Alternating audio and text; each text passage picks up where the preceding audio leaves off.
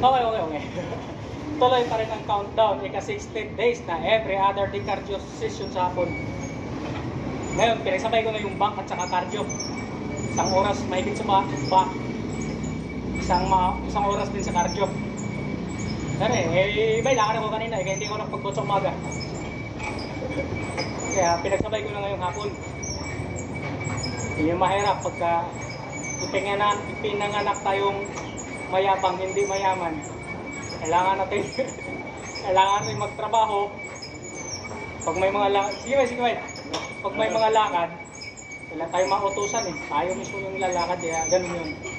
Kaya ang buhat natin, adjust lang, depende sa sitwasyon. Kanina nga, dapat buhat sa umaga, tapos cardio sa hapon, para puro cardio lang talaga. Eh, yun na nga, may lakad. Saglit lang naman. Kaya ngayong hapon ko na, pinagsabay ko na back at cardio. Sa halip na isang oras mahigit na cardio, isang oras na lang. Adjust lang.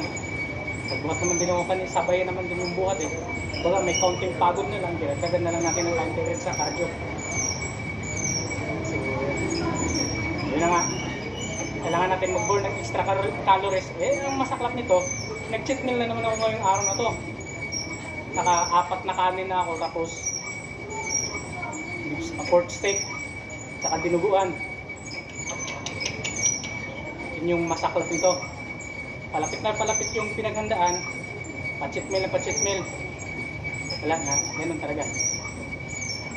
Hindi naman tayo makapag-prepare ng maayos ang pagkain kasi pagdating mo sa bahay kailangan mo matulog.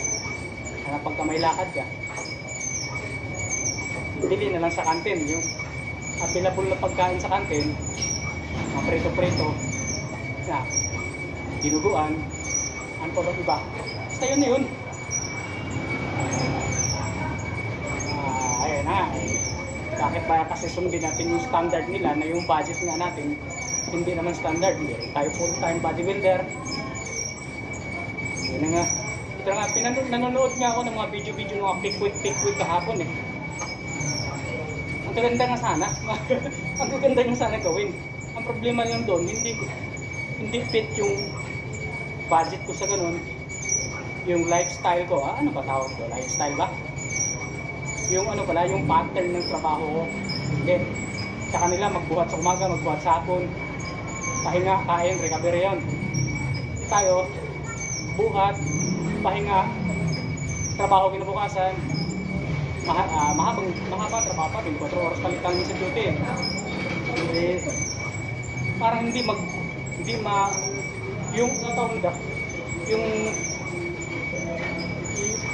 yung buhay ko hindi mag-fit sa mga science based na ano, kasi ang science based kasi puro ano yun sila eh, yung obserbaran nila, yung ginagawa nilang pattern, meron talaga yung tawag nito, naka-focus lang talaga sa bodybuilding ba. Kaya ang approach sa akin dito, flexible na lang talaga. Eh kung papalarin, eh malaking papasalamat natin sa nagbigay na sa atin ng ganun. Alam naman natin na siya lang yung magbibigay sa lahat ng magbibigay ng gantimpala sa lahat ng ating mga ginagawang pagsisikap. Ano ba? Tama ba? Pagsisikap, pagsusumikap, basta lahat na. Kaya nga lagi kong sinasabi, hindi ako parahiling ng parahiling sa kanya. Hindi ako, basta magtrabaho na ako magtrabaho, alam ko, ibibigay niya sa akin yung karapat-dapat sa akin. Yun yung ano ko. Hindi ako yung magdadasal para sa specific na mga bagay na ganito ganyan. Wala. Yan, gano'n.